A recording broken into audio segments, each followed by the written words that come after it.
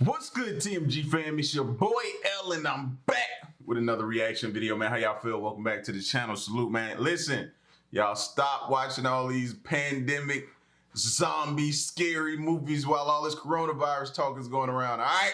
And let's watch these animated scary stories, okay? I know that's no better, right? It's no better. It's no better. Well, listen, we're gonna get into 9 horror stories animated compilation of February 2020, all right? Shout outs to Wanna See Entertainment. If you're new to the channel, hit the subscribe button, man. Here we go. I don't know what to do. It all started 3 weeks ago. My mom disappeared. She was at home in the morning, nothing different. She hugged me, saying goodbye, wished me luck with school, and gave me a packed lunch. And when I got home that evening, she wasn't there. She didn't come back. So we called the police and all of the search was set up. The whole town came together and held a giant search party, lasting through the night, but there was no sign of her at all. She had just completely vanished. The weeks since were hell for both me and my dad. Rumors started spreading through town, and particularly around the school, that my mom had been murdered. Dad took things a lot worse than I did. He was a carpenter, so it wasn't unusual behavior for him to disappear into the garage for a long time to work on a chair or table or something. Especially, it was what he always did when he was stressed. I figured that's just how he was dealing with the grief. We barely spoke over the next couple weeks. He was locked in there from sunrise to midnight. And we might bump into each other at one point, but he'd just say goodnight and went to bed. Y'all thinking it's the dad? Y'all thinking what I'm thinking right now? Maybe it's the dad, right? Sure, it was a bit weird, but I understood that he was going through a lot. But the longer he spent in there, the less I was sure he was doing woodwork. There were large bottles of bleach popping up in our bins, and Dad barely took any break. One night, I had waited for him to go to sleep, and I crept down to try to open the door, but it was locked tight, and Dad always had the key. But today, when I came home from school, he was in the kitchen, freshly shaved, showered, had a rested face. He was totally different from what he'd been for the last couple. Nah, fam. I'm not buying it. He did it, bro. He did it. Now, what you think he used the bleach for? You know what I mean? Clean up like evidence, fingerprints, something like that, maybe, possibly. Couple of weeks. He was cooking. My dad used to love grilling, and his steaks were always amazingly delicious. So it was a nice change, since I fed myself only pot noodles and soup for a few weeks. He set down 2 of the biggest, bloodiest steaks I had ever seen in my life. Oh, it better not. Oh, that better not be it. That better not be it, bro. If he served his kid, his mom, that's so... Oh, man, I'm about to lose it, bro. It looked kind of different. Not bad, but just different. Dad tucked into a steak straight away, and I did too. It was a bit tough to chew, but the seasoning and flavors tasted just as good as the rest of the steaks were. We had finished pretty soon, and I was feeling full and satisfied. Then Dad said something I can't stop thinking about. I doubt they'll ever find her body. His voice didn't sound sad or depressed. I didn't say anything, just stared at him. Hearing what he said sent shivers down my spine. Then I thought of the steaks. Oh. The late nights in the garage, hundreds of bleach bottles, and my dad's weird behavior. Did he feed me her body? Or am I just overthinking it? What do I do?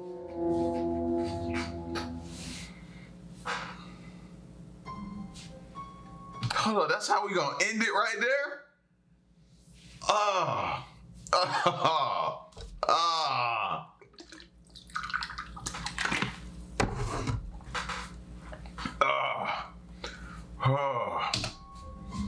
When I was 16, my parents, brother, and I were living in an apartment on the 4th floor.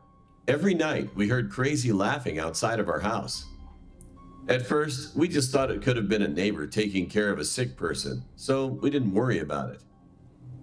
Then one night, I heard laughing again.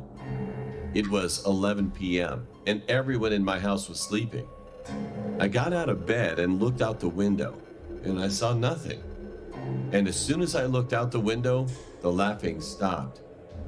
It was kind of weird, but anyway, I just went back into bed and slept. After that, I had to use the bathroom at 4:30 a.m. The bathroom was downstairs in the hall, and the bathroom window was facing a big field of grass and a parking lot. After I finished using the bathroom and washed my hands, I heard that crazy loud laugh again for about a whole 30 seconds. It sounded like this person didn't even get tired. He seemed that he needed to catch his breath from this loud and long laughing. I proceeded to look out the window again, and then I saw a group of about 5 dogs going crazy around something. And when the dogs moved, I absolutely felt fear. There was something, another dog. I think it was a dog. It had a dog body and paws, but not a dog face. It had a human face, and it was staring at me. It looked at me for a minute and then started to slowly smile, and then laughed again, and that was the same voice that I've heard constantly. I ran to my room, but I couldn't go back to sleep. The next morning, I told my parents and brother what had happened, and they thought I had a nightmare. I said that I swear it wasn't a nightmare, but they didn't believe me. They just laughed and ignored it. Everything. Yeah, I'd have laughed at you too. Imagine your kid running in there saying, "Oh, yo, dad. I saw this dog, but it had a human face and it laughed at me." Okay, so this is when we put you up for adoption. This is when we put you up for adoption. It felt real. I know it was 100% real. But the next few days went by, and I didn't hear anything. And one day, it was getting quite dark outside.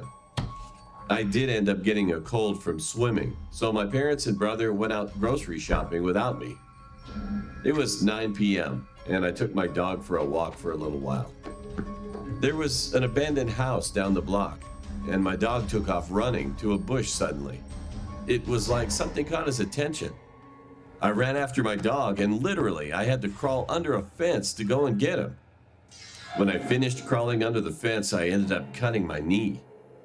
But thankfully, I got my dog, and when I looked up, there that thing was. That dog with a human face. We were face to face. It had glowing green eyes, and it had definitely human face features, and the head was bald. I screamed, and it just started that scary laughing again. I ran away with my dog and came back home. Well, I'm 18 now, and my family and I moved away to another place. I don't know what the heck that thing was, and why I've seen it twice. But I'm just glad that I don't see it anymore.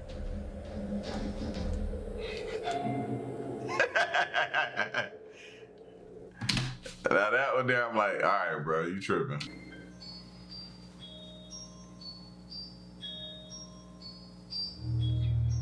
I recently moved out to attend university in a different town, so I rented a flat where I live alone. Every morning, I took my bicycle, which I keep in the basement of my building, and went to my lectures. Usually, the neighborhood is quiet, but one night around 1 o'clock a.m., my door phone rang. This was unusual, but I brushed it off as a mistake for... It's unusual. Like, she don't get no booty calls at 1 a.m. It wasn't unusual. someone who got drunk. It rang again, but I kept ignoring it.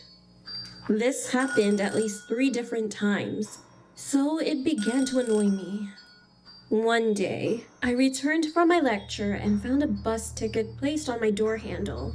This ticket was from a bus in my hometown, and it appeared to be mine, as the bus number on it was the bus that I frequently used. At this moment, I started to get concerned that someone was pranking me. That same night, I kept my front window a bit open to keep an eye on the entrance. I live on the second floor, so it's too high for anyone to climb. I shut the lights and waited. And at that moment, the door phone rang again. This time, I checked through the window and there was a shadowy figure of a man. He waited for about 5 minutes and then left. I considered calling the police, but I had nothing to report besides a strange man ringing my door phone late at night. That's enough, fool, and you don't know him? What you mean? I hesitated about calling out. See? That's what happens, man. That's why you end up dead. That's why people end up dead. Go with your gut instinct. Call 911. So I soon ignored it. But what happened some days after almost made me go crazy.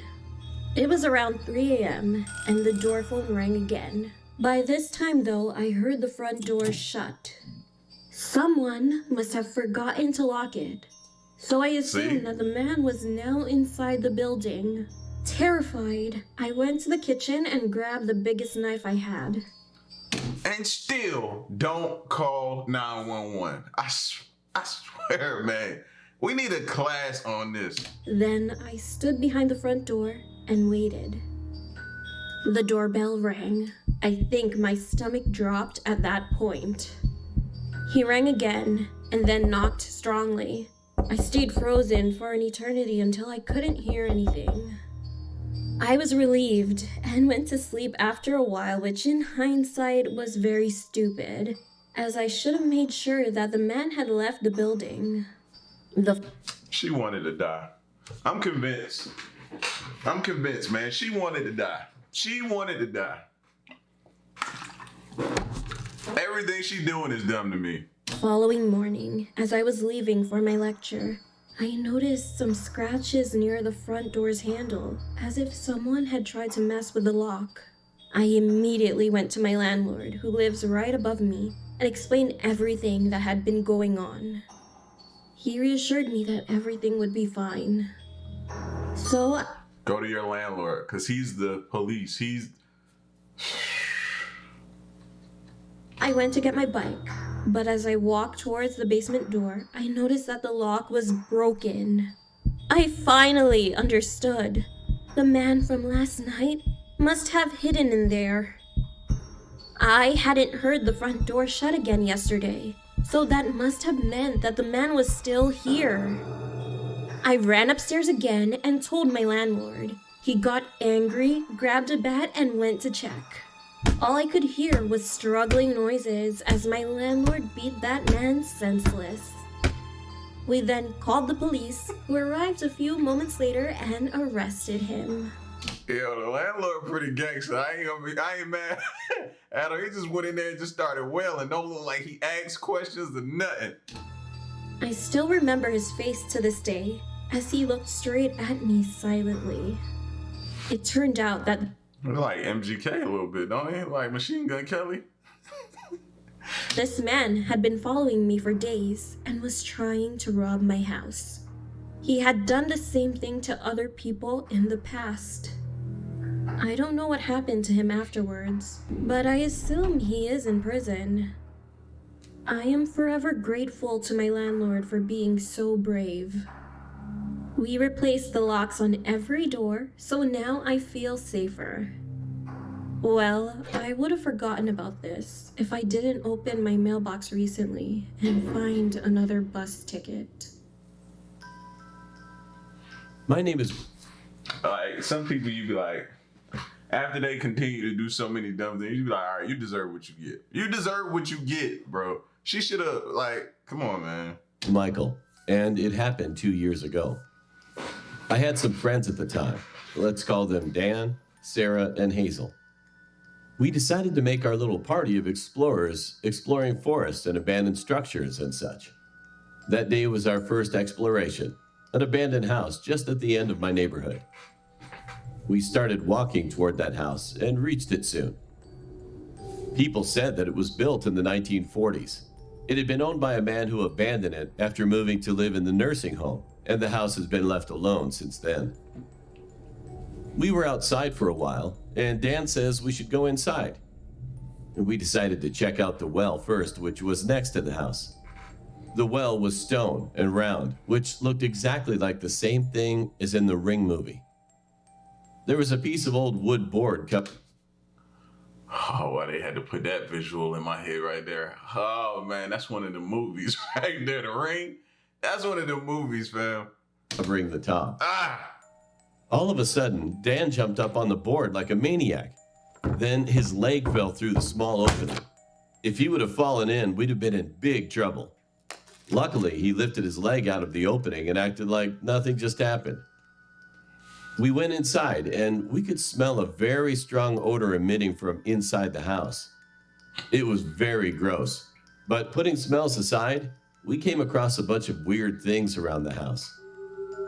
Clothes packed in a freezer, a fireplace with dolls inside, an upside-down table. It kind of looked like an art museum. Did this fool just say an art museum? No, it don't look like a place that will house a serial killer to you. You would choose art museum over something that looks like a serial killer lives there? Where are these people from? I wish they would put location. Things started to get kind of eerie. Then we entered a bedroom this time, and the roof was almost caved in. Clothes with stains everywhere, and a black ooze was rolled down across the ceiling. I was going to puke at this point. And at that moment, we heard some distinct chewing sounds. And we freaked out, so we didn't have any choice except we were going outside. But when we left the room, barely, we all froze. A man who wore a scruffy lime green shirt and old gym shorts stood in front of the front door. He seemed like that he didn't shower for a few months. He just stood there and glared at us with a fierce look. He slowly lifted his arm to show us. It looked like a lump of raw meat with the blood still dripping from it. That guy was chewing his arm. My legs were shaking. I wanted to cry at that time. He shouted. He said, I just wanted to cry. That's when you know you ultimately scared. When your body can't fight or flight, you just ultimately want to cry. That's the scariest your body has ever been in. Get the hell out of here, in a hoarse voice, and we ran away. I couldn't believe what it was I saw. After that, I never met the same guy in my neighborhood. We haven't told our parents yet, and I'm still wondering, would he still be there if I visit that house again?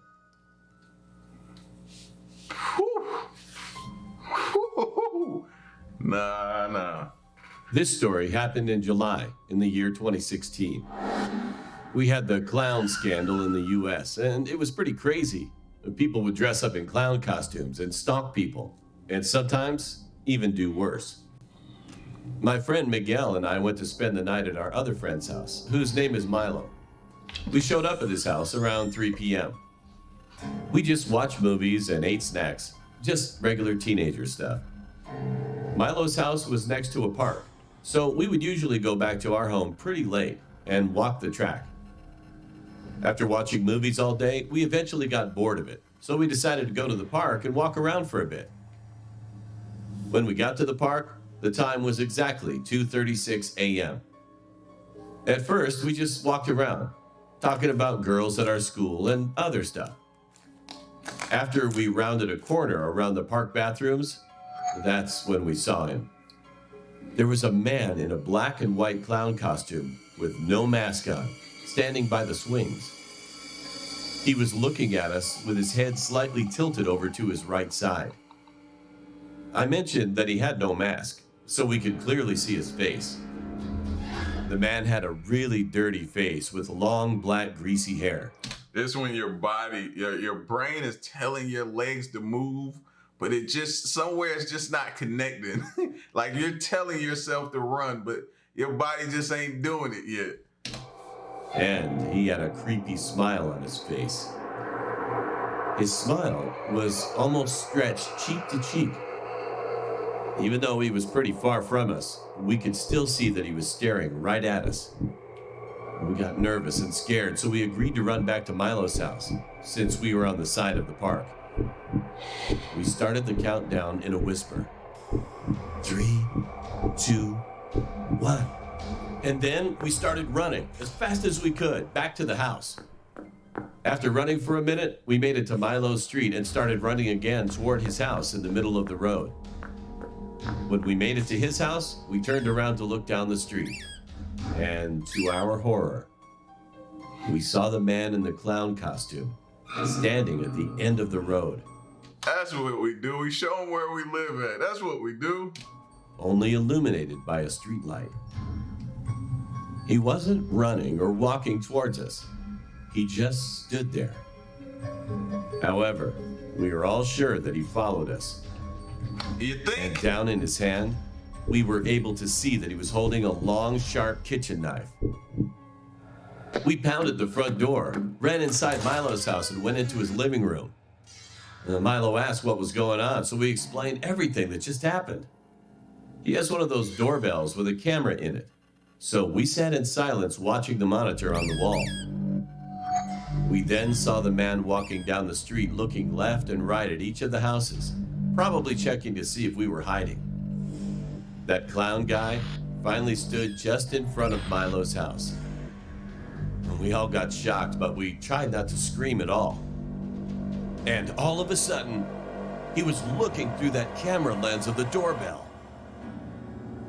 That was the creepiest moment I've ever had before. Luckily, he kept walking down the street, and we never saw him again. And we've never spoke to anyone about this story. Oh my gosh, they kill me not telling nobody about it, man. Like, you trust him? You trust that he just gonna walk away and never come back? Come on, kids, smarten up. And to this day, I wonder what could have happened if we didn't decide to run to Milo's house when we did.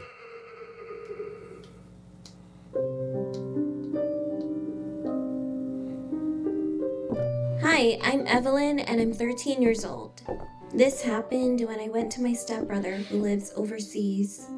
I was staying there for a week, and one day I went to a local market with my sister-in-law, her daughter, and my mom to buy groceries. After we bought some vegetables, my mom and my sister-in-law wanted to get some bowls and cups, but I didn't really care about it because I just wanted to go home already. I was tired of walking. As we were walking to another shop, a guy who looked to be in his 40s or 50s came up to me and gave me a flower. To be honest, he looked kind of innocent at first. I didn't think that my mom or the others noticed what happened because they just entered the shop. Well, now I feel like I should tell you the fact that I look older than I actually am. Because of the way I dress, some people think that I'm 16 or 17. Anyway, I will go back to the story. When he gave me a flower, I was a bit surprised, but These days and time, you gotta ask. You gotta ask. It's no more acceptable of the, oh, I didn't know she was young. No, bro, you gotta ask. You almost gotta get driver ID and check. Like, you gotta ask, man. And even those could be fake or you know what I'm saying? So, nah, I'm not rolling with her saying, oh, I just look older. No, you gotta find out. But just thanked him for it. And before I turned to go, he then asked me if he could give a hug. I got a little scared because I always see lots of stuff on the internet, so I knew that I shouldn't let him hug me.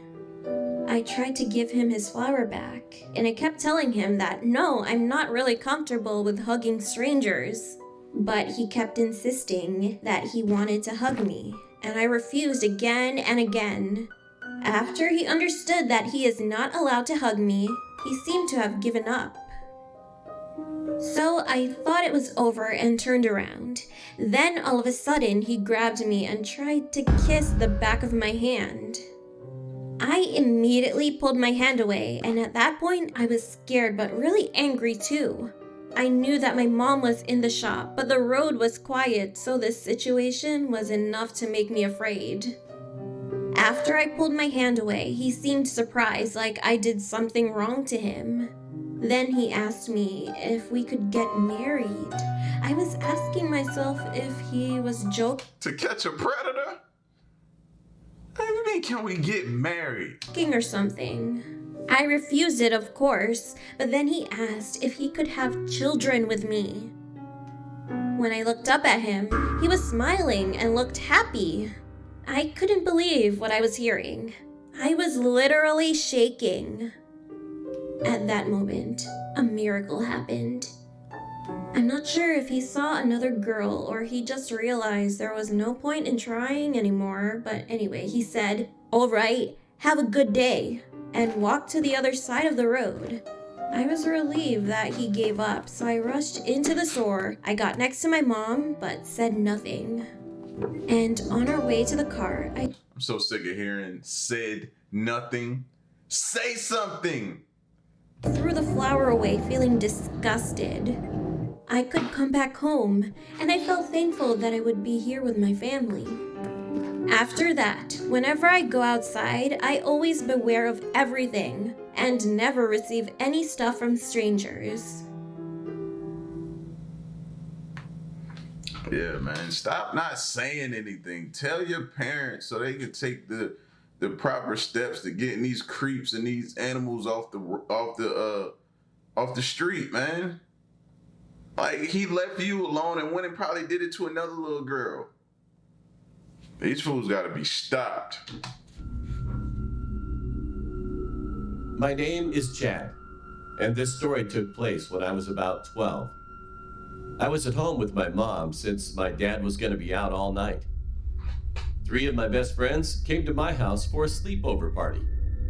We sat in my room playing PlayStation and watching TV.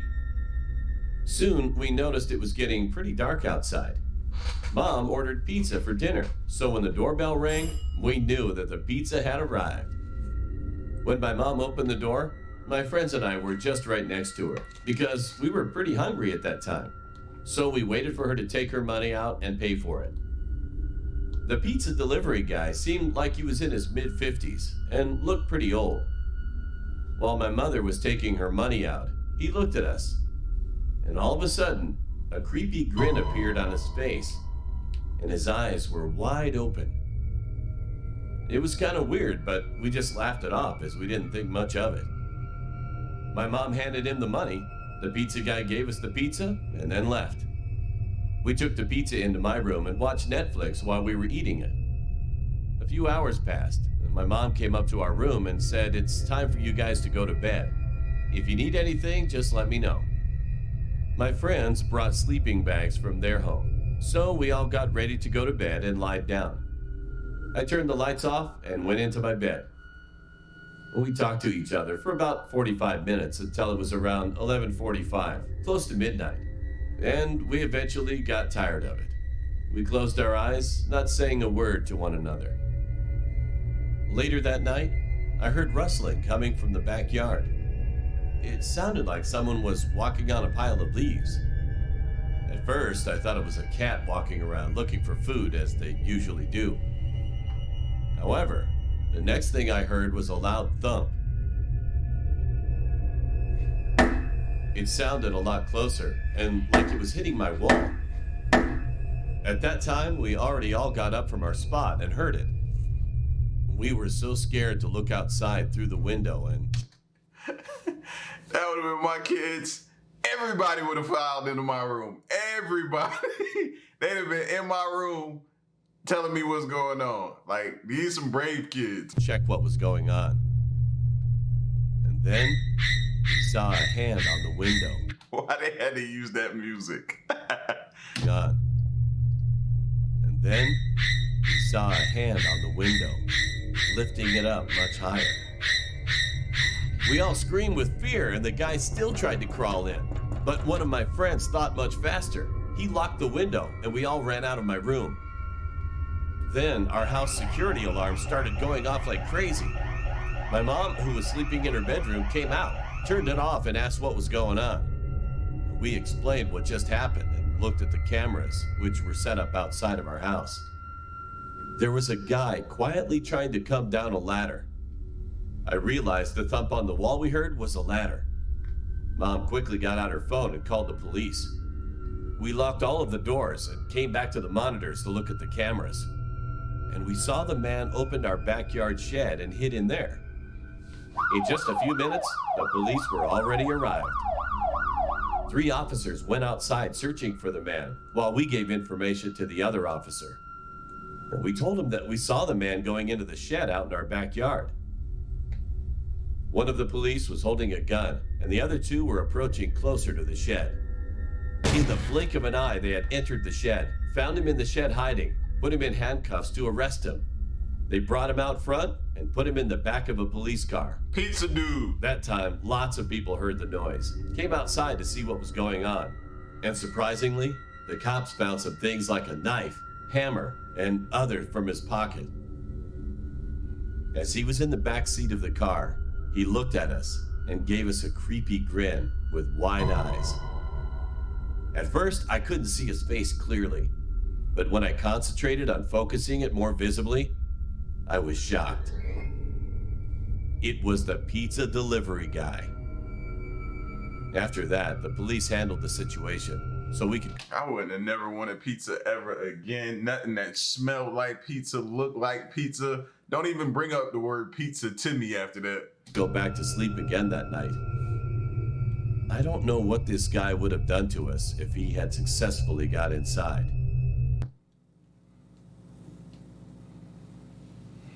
Sleep paralysis. My name is Drian. Sleep paralysis happened to me very often until I turned 22. The first occurrence was when I was 12. It was summer break time, so we were having a sleepover at my aunt's house for a week. All my other cousins around my age were also there, so I was really excited during that time. One night, all of my cousins and the adults in the house were asleep. I was the only one still awake, playing games on my cousin's laptop. I was not scared at all staying up that late, because my other young cousins were in the same room as me. After I finished playing games, I went to bed around 2 or 3 a.m. I passed out quickly. Then, I woke up by something that I didn't know, and I couldn't move my body. I could only see my surrounding area and my other cousins asleep. I panicked and struggled to move. Finally, I was able to wake myself up, so I got up and immediately ran to my aunt's room. It was the first time I had experienced that kind of situation, so I was crying a lot. She comforted me and let me stay with her until morning. That morning, I did some research on what it was and realized that it was sleep paralysis. Well, they said it happened to many people, so I just thought it was a normal occurrence. Weeks, months, and years passed. It still happened to me. But I was not scared of it anymore because I got used to it. I already knew what to do when it happened to me. A few years later, my parents left the house to work overseas. So it was just me, my younger brother, and my older male cousin in our house. One afternoon, it was our grandmother's birthday. I was tired of playing computer game tournaments online all night and needed some sleep. So I decided that I wouldn't go with them. I told them that I would catch up with them in the evening. I went to bed, and again, sleep paralysis occurred. It really pissed me off, because I needed some rest, so I could go to the birthday party and not look tired. I couldn't move my body, but could still see the surrounding area. But then, something was different. There she was. I saw the... Y'all think she high? Y'all think she might be on something? Sleep paralysis. Have y'all ever heard of that? Sleep paralysis. Like, I've heard of being in a dream and you be like telling yourself to wake up, wake up, wake up, wake up, but you don't wake up. Like, stuff like that. Or you be in a dream and something be coming at you and you be wanting to move or yell or scream and you can't. But I've never heard of what she talking about. The silhouette of a woman. She was wearing a black dress. I couldn't tell if she was wearing a veil or it was just her long hair that almost covered her face. Oh no. And furthermore, I couldn't completely see her face because it was all blurry. I was so scared. What was going on here? She was just standing by the door looking at me as I struggled to wake myself up. She looked like she was smiling, and all of a sudden she jumped towards me and grabbed me. She was trying to get inside my body. I resisted and struggled, but couldn't scream at all. After some struggling, I was able to push her back and woke myself up. I screamed and was really scared, so I left the house and went to the birthday party. All my cousins asked me what happened, and I explained it to them. They gave me some advice to just pray before I go to bed. So I took their advice and prayed, but it didn't. She would have had to pray somewhere else. Not staying with me. You had to pray somewhere else. Get out. Work at all. It was really scary because it was the first time that I saw someone or something. 2 years later, me and my brother moved to Italy with my parents, and we shared the same room. And one night, I went to sleep, but my brother was still awake, playing computer games. Again, I saw the same dark figure of a woman from back in our old house. She was at my feet, grabbing my legs, trying to pull me down. I tried to struggle and really wanted to scream for help to my brother, but I couldn't do it. I could see my brother looking at me with a confused face. He thought that maybe I was just dreaming and talking in my sleep. The idiot even laughed at me. I was just trying to resist and not get pulled by the dark-figured woman, and after some struggling, I was able to wake myself up. But this time, I still saw the dark-figured woman, but my brother couldn't. I pointed my finger at it, but my brother still didn't see anything. He just said there was nobody there. And seconds or minutes later, it slowly faded. I told my mother about it, and she didn't really believe me and even told me that it was because I didn't go to church and pray. Another night, sleep paralysis occurred again, and I saw this woman again. She was really close to me, but I still couldn't see her face. It was all black and blurry. Would y'all believe her? Honestly, would you believe her? Like, this is happening one too many times. Like, she definitely needs to get checked out. Like, she can't keep coming to me telling me that. I'd have had a priest come in here. We'd have had a whole little exorcism going on. And this time, she literally talked to me. She whispered into my ear, "I will give you anything you want. Money, fame, glory. All you need to do is let me in." I told her, "No, please leave me alone," and woke myself up again. That was the last time I saw her.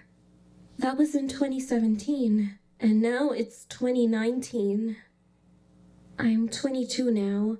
I'm not scared of sleep paralysis, but the only thing is, I'm just scared of that dark-figured woman.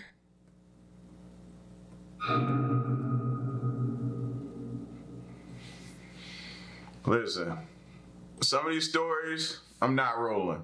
But the one that was crazy was the one where he possibly fed the boy his mom after he killed her. That's insane to me, man. That's beyond insane, man. But shout outs to Wanna See Entertainment, man, for the horror stories, the animated horror stories, man. They be super dope. I love these.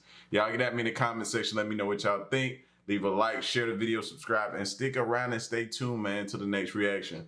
My peace, y'all. Stay solid. Hey.